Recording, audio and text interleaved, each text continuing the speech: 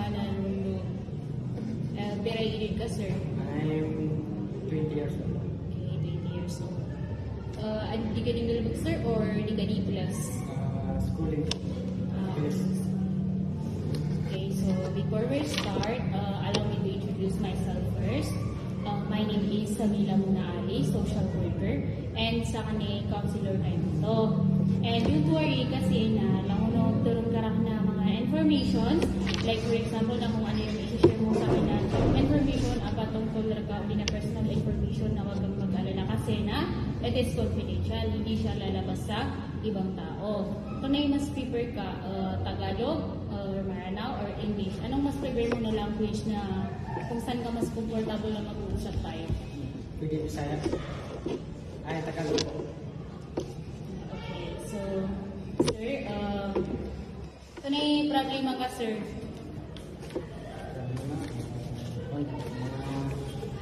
Pera, nasa lahat pera talaga. Okay, financial. Ngayon to, sir. Siyempre, yan naman talaga yung problema ng lahat. Pera. And Di ba, ditiro ka na di ka di class na may no pera problems ka, no naigalib ako mga parents ka. kasi na hindi nila maibigay ng maayos, parang hindi nila maikutulit yung parang iba't ba natin baka na kinakibigay sa ako. Mabibigay. Okay. So, igirap ko problema ka sa pera na to na i-fulfill ka. Oo. Parang sad. Parang ganun. Like, nabakanyan ka apito, like for example, nasa di medical class. Hindi naman talaga. Kasi nakuha naman, mamamalay dito na dapat talaga na kailangan natin yung ba't na reasonable naman din na ba't kaya nung bakit hindi tayo nabigyan ng pera sa pera. Kasi yun talaga, basta mahirap na ako. Kasi bro, Okay, so, the problema nga sa di medical class, like for example, nasa academic ka. ano naman yung yung mahirap ako mag-catch up kasi na yung sa high school ako na nakuha to like ganun and now parang nag-regret ako bakit ako kaya ako dapat na ako high school naman tanapuran ka namin kasi na nahihirapan ako mag-catch up sa mga topics namin na sobrang hirap. Okay. So, yung kapkaragniman to kasi na nung high school ka na hindi ka nag-aaral ng mabuti. Din ngayon na na-realize mo siya ngayon na gano'n. So, ano ba yung mga problema mo sir na iba bukod sa academic and financial?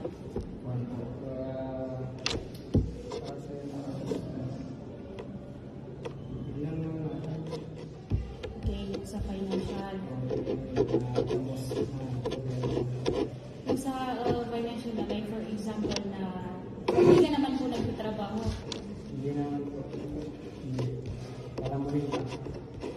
Ano lang yan kasi na-student ka pa naman. Okay, so yung parents mo na wala silang trabaho, yung papa and mama mo. Meron naman po. Business. Meron naman po. Okay, may mga kapatid ka ba? Meron. Nag-aaral rin sila or hindi? Yes, sila lahat nag-aaral. Pero like for example na, di ba, dito sa school na nakakabayad ka naman ng maayos, like for example na hindi ka naman nahihirapan magbayad. Yes naman po. Nakakabayad naman ako. Medyo lang, like for example na yung pera mo is hindi lang siya ganun ka, like katamtaman lang. Yes. Okay. Yung sa academic na nahihirapan ka kasi na nung senior high ka, nung senior high ka na hindi ka nag-aaral ng maayos, din ngayon na naging college ka na parang nagsisisi ka kasi na hindi mo siya nagawan, like hindi ka nag-aaral ng maayos, no? Sa senior high ka.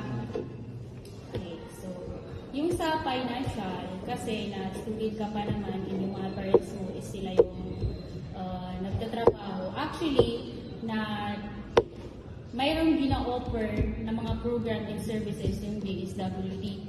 Like for example na yung sa Abaca. And also, marami rin silang gina-offer na for student na like for example na mga scholarship. Eh doon sa scholarship na yun na pwede tayong maka-avail. And hindi ko sinasabi na like mag-avail ka dito. Ikaw, kung gusto mo. Nasa sayo. Pero, Yun yung mga binibigay ko sa'yo na option. so, sa oras ko. Kung may free time naman ako, pwede ko naman yun. Free time na hindi siya makakapagod. Yung ano na yun, yung programming services na yun na pwede siya sa ano, like yung mga sa parents mo, like for example na yung sa program ng Abaca and or yung Sustainable Livelihood Program. Kasi na doon na pwede matulungan yung mga parents mo na like for example na mas ma-improve yung skills nila when it comes in the business. Kasi na nag-offer sila ng for pang-sustainable talaga or pang-matagalan na like kung paano ma-improve yung skills ng isang tao. And yung sa'yo na may na-offer rin yung DSWD na scholarship which is pwede kang mag-avail doon din. Nasa sa'yo na sir kung like for example na kung mag-avail ka dun sa sinabi ko na scholarship or dun sa program na sinabi mo para sa parents mo. It's up to you po. Pwede naman po. And yung sa academic naman, sinabi mo na nahihirapan ka kasi na last year na hindi ka nag-aaral ng maayos. And actually na pwede natin ma-improve yung skills mo. Ano nga pala yung program mo? Bachelor of Science in Information Technology. Okay, Information Technology. Actually na yung school ninyo sa PIASI na may gina-offer sila na tutoring para sa, like for example, na kung saan subject ka nahihirapan. And pwede ka namin i-recommend dun sa kanila na like for example na pwede ka mag-apply dun na magpa-tutor ka sa kanila kasi na para mas maintindihan mo yung mga subject ninyo na nahihirapan ka dun. So sir, wala ka pa bang yun ma? Maganda naman yun. Good naman yun. Pero pag-isipan ko lang mabuti. Okay, pwede yun sir. Like pag-iisipan mo muna ng mabuti pero nasa sa'yo na yun. And dun kasi sa gina-offer nila kasi na dun sa PIASI or may gina-offer din kami dito na like for example na sa DSWD na if gusto mo na para mas ma-improve yung knowledge mo about dyan sa programs ninyo na may gina-offer din kami na services about dyan para hindi ka mahirapan. Nasa sa'yo sir, yun yung mga option na binibigay ko sa'yo kung gusto mo mag-apply dito sa program na to o sa services na to para mas maibsan natin yung problema mo. Kung sakali magkakaroon ng mga possible na mga requirements. Yung possible na requirements po is kukuha ka lang po sa school ninyo na like for example nakatibayan talaga na nag-aaral ka sa schools ninyo. Like for example na yung good moral mo, yung evaluation, di ba? May binibigay yung school ninyo na evaluation card and also your birth certificate. Same din po sa parents mo. Pero yung sa parents mo na pwedeng valid ID din, birth certificate. Pag-isipan ko yan na mabuti. Wala ka na pong ibang problems? Siguro na yung about sa course. Kasi na yung sa course ko kasi na no choice na ako. I mean, sa tutusin lang is gusto ko naman ang course is yung Boston. Yun na nga, sinabi ko kanina na financial problem kaya hindi ko nakuha yung Boston. Kaya dito na lang ako sa kaya nag-ID na lang ako. Pero hindi ka naman po hindi naman po siya nakaka-apekto sa inyo na like for example na hindi na lang kayong mag-aral lang mabuti kasi hindi niyo gusto yung programs na napili ninyo. Hindi naman po. Pero yung sa una naman is yun yung naisip ko pero na yung nagkatagal na naisip ko naman din na mas maganda naman din yung IT naman. Kasi na parang siguro ko lang kayo naman yung IT. Kasi na more on computer kasi ako dati. Kasi na yung high school ako is lagi na ako nag-computer. Kaya nga hindi ako nakapag-aral na mabuti dahil sa computer. Pero ngayon po na hindi kayo masyadong nagsisisi na like nag-ID ka. Hindi naman po. Kasi para sa akin naman po, yung ID is parang masaya naman din po kasi nag-invest kami ng mga kahit parang nag-invest kami ng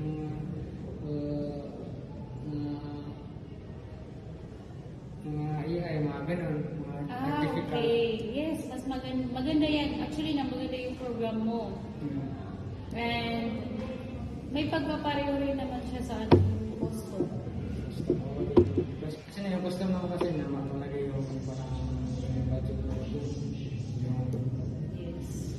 kaya Yes, and we should consider kung ano yung capacity and kakayahan ng parents natin na kaya nilang ibigay sa atin. Kasi na yung mga parents kasi natin na kung ano yung kaya nilang ibigay sa anak nila na yun talaga yung ibibigay nila. Siguro na ang dapat mong gawin is actually na we believe in ano, di ba? Dun sa sinasabi nila na kung ano yung we believe in the Father, di ba? Kaya binigay sa atin ito ng Allah kasi na yun yung maganda sa atin. And I think na, kaya siguro I think yung ano, first year ka pa, no? Kasi second year ka na. Siguro na kaya yan yung naging course mo kasi na yan yung mas maganda sa iyo.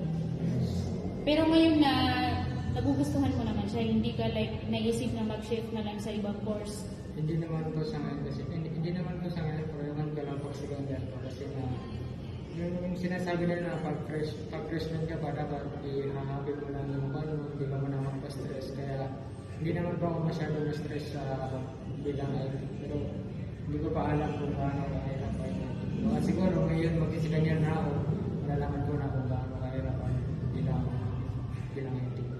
Actually, na gusto mo mag-shift ng ibang course, like yung sinabi ko na pwede kang mag-avail ng mga scholarship namin dito sa agency namin kasi na nagpo-provide kami na like, for example na for scholarship po sa mga students talaga na hindi talaga nila or yung parents nila na hindi talaga nila kayang paralin yung isang estudyante o yung mga anak nila. Then, pwede kang mag-avail sa services namin. Nasa sayo po. Ganda naman po. Inshallah naman po, if ever na kurisa ka na makasulusan sa gina na agency niya na inshallah na makapag-apply ko. And wala ka na pong ibang problems? How about sa school po? Like, hindi ka po like na-stress or na-overwhelmed? Stress lang naman ako, pero sa na yung mga minor subject ko lang. Kasi nandun ako nahirapan sa Hindi naman talaga like yung major na yung IT talaga na about sa IT. Sa mga minor subject lang.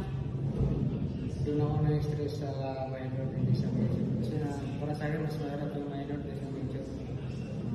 Okay. So, wala ka naman kung naging, like for example, na naging bagsak na subject or what? Meron naman po yung INC lang, yung sa field ng Filipino. Kasi yung Filipino kasi yan yung pinakakahinaan ko ng subject, yung memorizing. Kaya yan yung pinakahinaan. Sa Filipino? Yes po. Okay. Actually, pwede ka like, mag-avail ng program namin na about tutoring dyan sa Filipino. Kasi maraming mga estudyante talaga na ayaw nila yung Filipino subject or when it comes in the history subject kasi nabuboringan daw sila. Or yung iba na nakakatulog. And yun, pwede ka mag-avail sa mga programming services namin na pinaprovide namin dito para mas ma-improve natin yung skills mo or yung yan, kasi yung sinabi mo na mahina ka sa Filipino. Wala ka na pong ibang problems?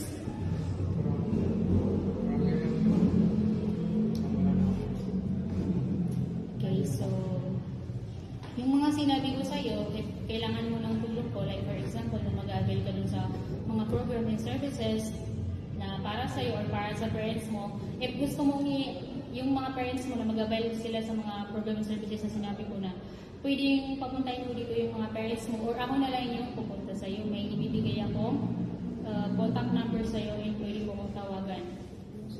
Kung sakali man na gusto mong magpatulong. Like for example, yung mga requirements na ipapas mo, kung saan mo siya ipapas na, pwede mo kong tawagan para mag-guide kita.